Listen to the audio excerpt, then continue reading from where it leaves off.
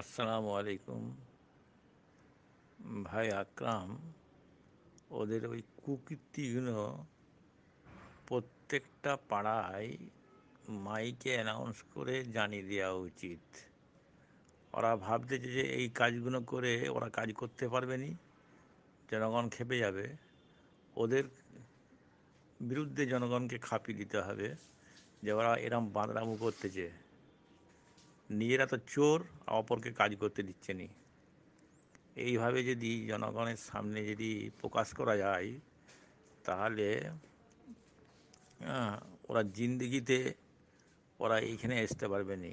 ও ভাবতে যে ওদের আফসোস হয়ে গেছে যে আমরা হেরে গেছি, হেরে যে যে কোনো একটা প্রতিশোধ নেবো, এইভাবে প্রতিশোধ নিচ্ছি। আর এই একটা চামচা মুনাফেক, হ্যাঁ, সভাপতি হয়েছে, মেরাচোদা, সালাকে পুছেনি কেউ।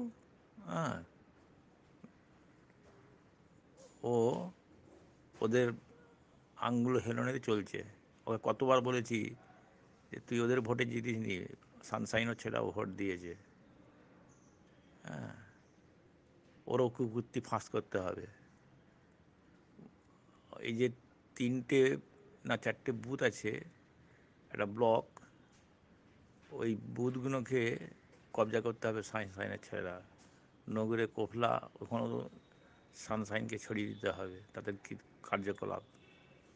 এইভাবে প্রচেষ্টা চালাবে। শুধু মায়াবড়ে কেন্দ্রিক সানসাইন করলে হবে না, যদি লড়াই করতে হয় লড়াইটাকে ছড়িয়ে দিতে হবে।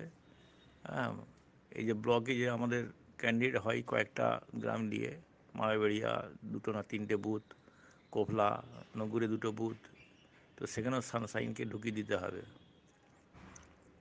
প্রচার করতে হবে ওর বিরুদ্ধে, যে ব্লককে ওকে করেছো